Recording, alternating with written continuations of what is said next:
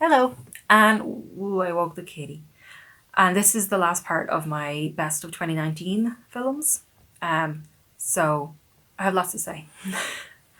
So Doctor Sleep is like one of the best films I've seen this year. I was very happy because it was one of those films when I kept seeing promo about it.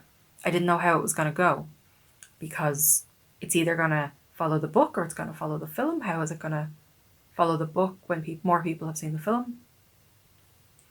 And I've read that like Mike Flanagan, he kind of fought with Stephen King to to get certain elements into the film because he didn't want to have elements of the original film um, in it because Kubrick was an ass and told Stephen that like most of the work is like, don't need this, I don't need to take this out, like you're not really an artist, I'm just going to take what I need. And you can imagine Stephen King didn't like that.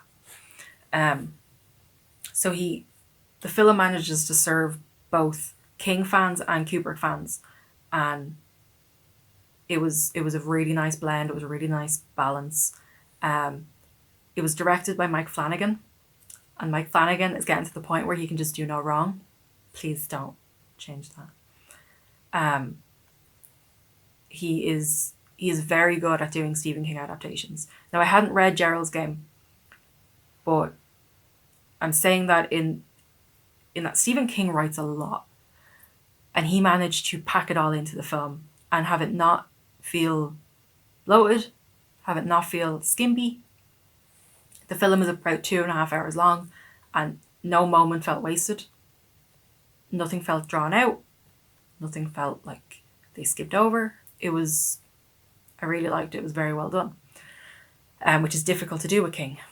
So, yeah, and he's done Haunting of Hill House. He also did another film called Hush.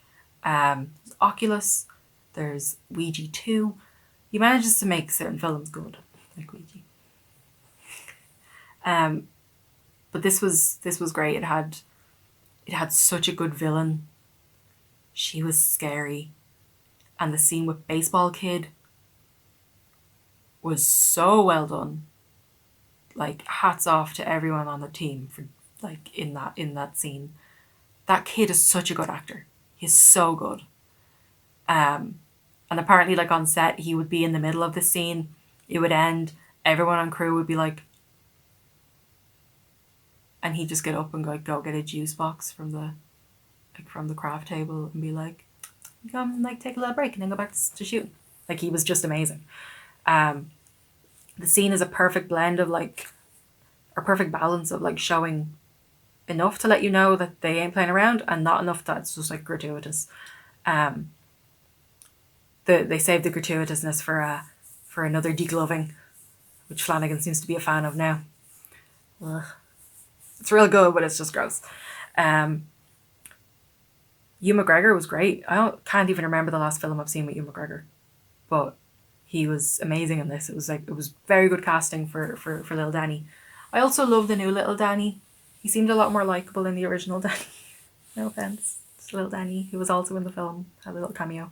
Um, and oh, I've forgotten her name.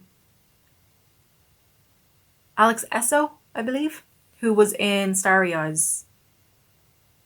I believe. I believe in these things and I'll make them real. Her as Wendy Torrance was really cool. Like the recasting for the original cast was superb. It was amazing. My kitty's just like disagreeing with me or agreeing. I don't know what that face means. Um, it was very well done. The nods to the original were great.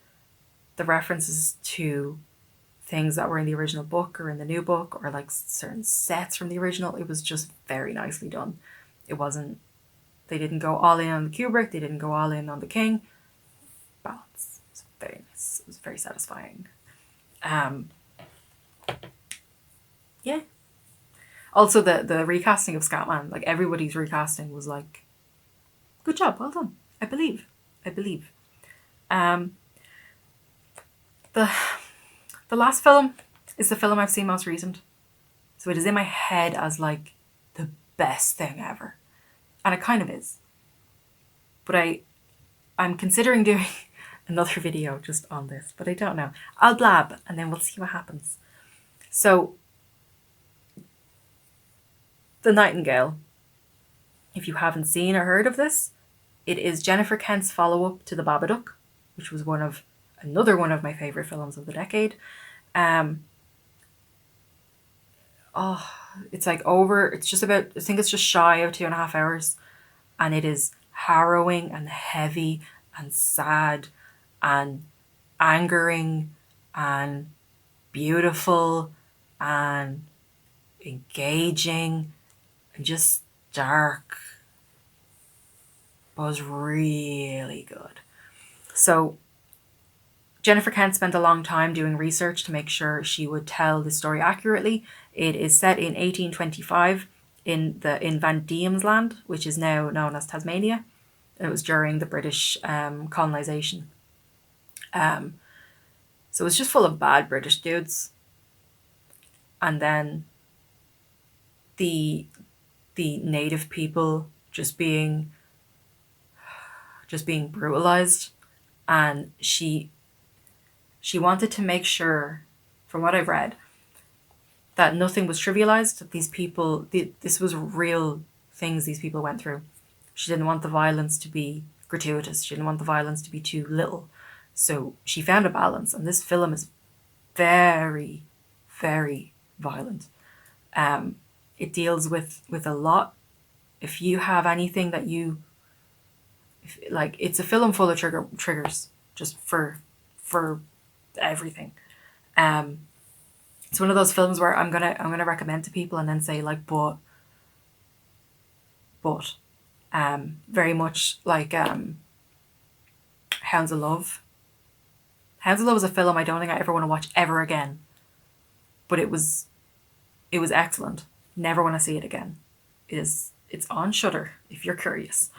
So yeah, it's very good, and then it helps it.